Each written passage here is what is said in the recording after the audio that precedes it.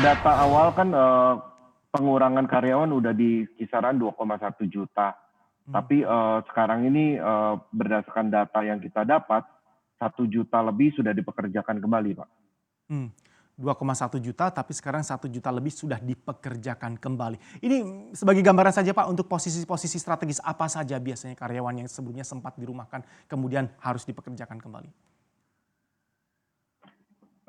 Seperti seiring roda ekonomi TPT sudah berputar, Pak, eee, mereka itu sudah mulai roda mesin-mesin sudah berjalan kembali, Mmm. baik dari hulu ke hilir juga rata-rata mereka sudah running lagi walaupun tidak 100%.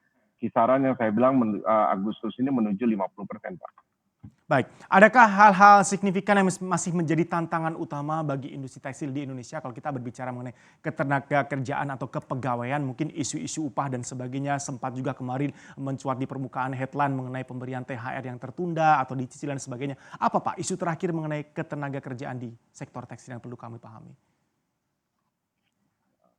Mungkin sektor tekstil kan upah itu merupakan komponen yang cukup besar, terutama di sektor garment ya. Mungkin Hmm. kita berharap dengan Omnibus Law ini yang tertunda ini bisa segera terselesaikan, Pak. Stimulus apa kemudian yang diharapkan dari pemerintah untuk sektor tekstil yang sempat menjadi sektor yang paling dibanggakan negara kita ini? Stimulus yang kita harapkan mungkin Pak, masalah utama anggota kita ini adalah masalah cash flow, Pak.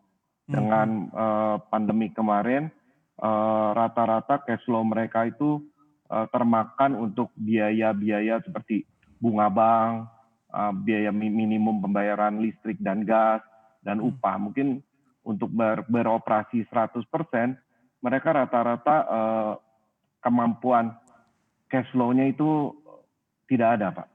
Mmm. Berarti sampai sekarang kalau kita berbicara mengenai cash flow belum bisa dikatakan kondisinya kembali normal ya Pak ya kalau kita berbicara mengenai cash flow. Recovery-nya akan seberapa panjang sih? Karena Anda katakan tadi biasanya permasalahan utamanya ada di masalah pembayaran bunga dengan suku bunga yang ada dan sebagainya. Kapan ini Pak kira-kira time frame-nya bisa didefinisikan normal kembali cash flow dari perusahaan-perusahaan tekstil kita? Sepertinya kalau tanpa dukungan pemerintah dengan pemberian modal kerja baru, mungkin untuk running 100% rata-rata anggota mempunyai kesulitan, Pak. Baik, mari kita data saja Pak masuk dalam daftar apa yang diharapkan oleh API kalau kita berbicara mengenai solusi dari pemerintah berupa stimulus. Mana saja yang harus diprioritaskan? Mungkin Bapak ada poin-poin tertentu yang ingin disampaikan ke pemerintah sebagai masukan. Yang kita harapkan mungkin poin pertama mungkin bisa ada relaksasi penambahan modal kerja, Pak. Hmm.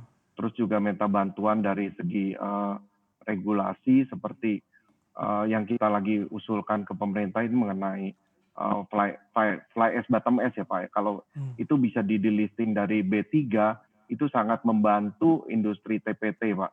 Karena itu akan menekan biaya dan meningkatkan daya saing industri tekstil nasional Pak. Dan Pak, ya.